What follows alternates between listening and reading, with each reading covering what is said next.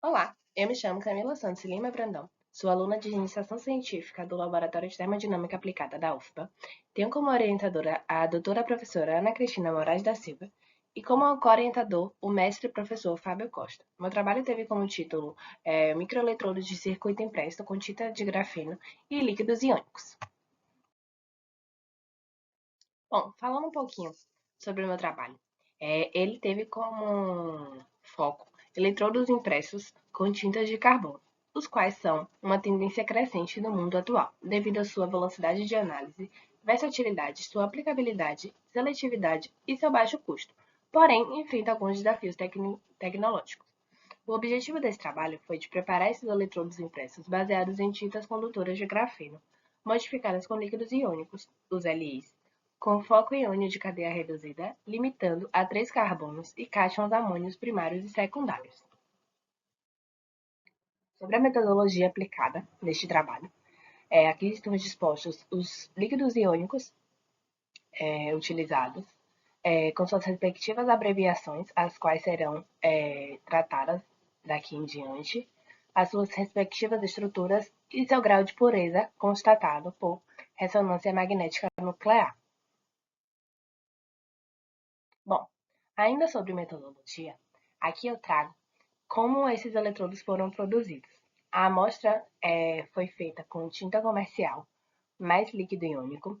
O substrato utilizado foi o PET, com tempo de secagem de aproximadamente 1 minuto, e os cortes foram definidos através do trabalho anterior, com tamanhos padrões de 2,214 centímetros. O eletrodo referência utilizado foi o prata cloreto de prata e o contra-eletrodo utilizado foi o fio de platina. E o eletrodo de trabalho é o nosso eletrodo que construímos. Bom, falando um pouquinho sobre os resultados. Ensaios preliminares, representados no voltagrama, mostram as curvas com aspectos resistivos. Contudo, a adição de líquido iônico promoveu um aumento de densidade de corrente nos eletrodos, representados no eixo Y. Isso favorece alguns tipos de aplicações, como, por exemplo, redução do CO2 e eletrólise da água. Ocorreram diversos testes e em diversas condições, as quais evidenciaram que os eletrodos com adição de líquido iônico que continham o M2HA não apresentaram resultados compatíveis com os esperados. Portanto, a gente seguiu o trabalho apenas com os líquidos iônicos que possuíam o PRA, PR e o PRA-AC. No gráfico A, está representado um voltagrama com a curva com pontos característicos de oxidação e redução. Observamos o aumento de densidade de corrente em relação ao eletrodo sem líquido iônico. Analisamos que conforme a concentração aumenta também a densidade de corrente nesse eletrodo. Para o gráfico B, a gente possui os resultados de eletrodeposição de platina, os quais os eletrodos que possuem líquido iônico não possuem uma vasta variabilidade no gráfico, e o eletrodo que não possui líquido iônico possui uma melhor definição para o pico de platina.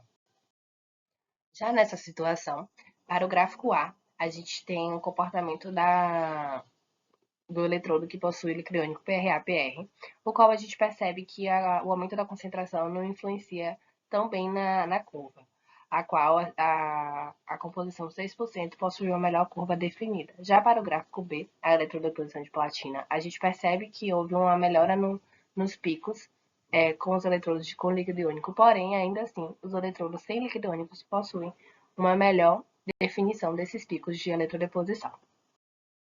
Por fim, podemos concluir que o eletrodo com menor cadeia aniônica e cátion amônio propil, o PRAC 10%, forneceu os melhores resultados, com um maior detalhamento e definição das curvas. Observou-se também um aumento na densidade de corrente dos processos redox na presença de líquido iônico. As respostas voltamétricas pós-deposição foram coerentes com o comportamento esperado para a platina policristalina em solução ácida. A presença de líquido iônico provoca também uma diminuição nas densidades de correntes relacionadas aos processos redox da platina. Sendo assim, gostaria de agradecer à UFBA, ao Watlab, ao periódico CAPES, à FAPESB, ao Governo do Estado da Bahia, ao PPEQ, ao GPEM e ao CNPq pelo apoio e incentivo ao trabalho. Obrigada.